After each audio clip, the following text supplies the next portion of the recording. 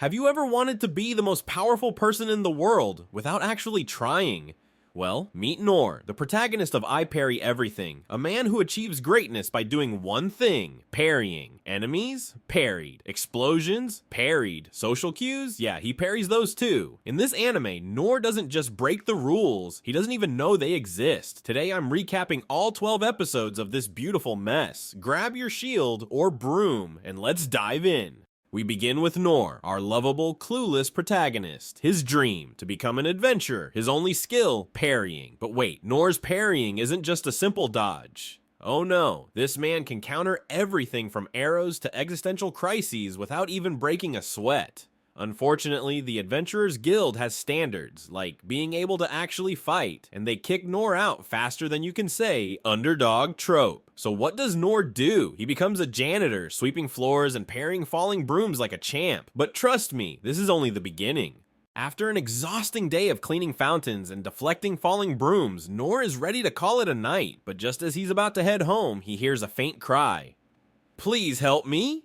Now, most people would hesitate. Not Noor. Noor grabs his trusty mop and rushes in like he's auditioning for the role of fantasy Batman. The damsel in distress, a random girl with enough plot armor to rival a main character. Her problem, an overgrown cow rampaging through the marketplace. The cow charges, the girl screams, Noor parries, and not just once. He parries the cow's horns, its hooves, and at one point its moo. The sheer absurdity of the situation is matched only by Noor's complete confidence. After what feels like a one-sided game of dodgeball, the cow collapses, dead. Noor naturally assumes the cow just got tired. The girl thanks him profusely, and Noor, in true himbo fashion, responds with, "No problem, just doing my janitorial duty." Meanwhile, the crowd gathers, hailing Noor as a hero. Noor, he's just happy the marketplace looks clean again. Misunderstanding #1 unlocked. The girl thanks him, but here's the twist. She's not just any random townsperson. She's Princess Lin, the kingdom's very own tsundere in a dress. Princess Lin insists on bringing Noor to the royal palace to express her gratitude. Noor, being Noor, wants nothing to do with it. After all, fountains don't clean themselves. But Lin isn't taking no for an answer, so after much arguing and a promise of free food, Noor reluctantly agrees. Cut to the palace, where the king himself is eager to meet the hero who saved his daughter. Noor walks in looking like he just got off a janitorial shift, and is immediately greeted with applause. The king, in all his royal wisdom, rewards Noor with an incredibly powerful legendary sword. The sword is said to have felled dragons, ended wars, and basically broken the fantasy world's equivalent of the Geneva Convention. Noor, he uses it to scrape algae off the fountain. Just when Noor thought he was done with the palace drama, in comes a random background character. You know the type, the guy with just enough personality to get a name, but not enough to survive past episode 5. This guy, let's call him Chatamus the Bold, decides it's his time to shine. Why? Because he can't handle the fact that some mop-wielding janitor just walked away with the kingdom's most OP sword. Chatamus marches up to Noor, dramatically pointing his sword and shouting, "I challenge you to a duel!" Noor, holding his newly acquired legendary sword like it's a broomstick, blinks and says, "Oh sorry, I don't really duel, but good luck." Of course, Chatamus isn't having it. He insists on the fight, activating his ultimate move, Blade of Eternal Destruction. It's a massive, flashy attack that looks like it was pulled straight out of a JRPG.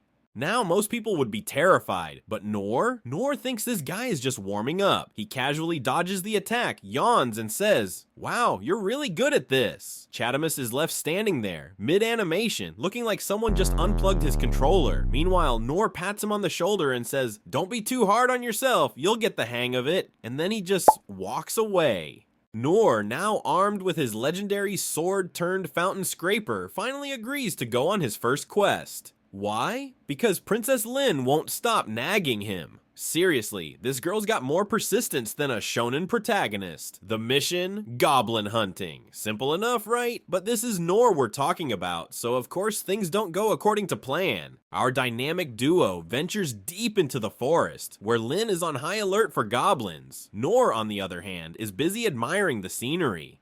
"Wow, this forest is so clean," he says, completely oblivious to the goblin tracks everywhere. Lin gives him a death glare and whispers, "Focus, Nor. This isn't a nature walk." Nor shrugs and says, "Okay, but if we find a fountain, I'm cleaning it." Suddenly, the ground shakes. Birds scatter. Lin draws her sword, ready for battle. Out steps an oversized ogre, a beast so massive it looks like it eats goblins for breakfast. Lin gasps, "This isn't a goblin." Nor, however, squints at the ogre and says, "Oh, cool, it's the weakest mob. This should be quick." The ogre roars, shaking the trees and sending Lin into full panic mode. She's yelling, "Nor, run!" But Nor is already walking up to the ogre, casually twirling his legendary sword like it's a broomstick. The ogre swings its massive club, and Nor parries. Not just the club, he parries the roar, the dirt it kicks up, and even the sheer intimidation factor. Then, in a move that defies all logic, Nor bonks the ogre on the head with the blunt side of his sword. The ogre stumbles back, confused and probably offended. Nor sighs and says, "Wow, that took longer than expected. Weak mobs sure are tough these days." Meanwhile, Lin is in the background having an existential crisis. After taking down an ogre, what's next for Nor? More monsters? Absolutely, but this time he meets something a bit more unconventional. While out on another one of his adventures, Nor stumbles across a small, seemingly harmless frog sitting on a rock.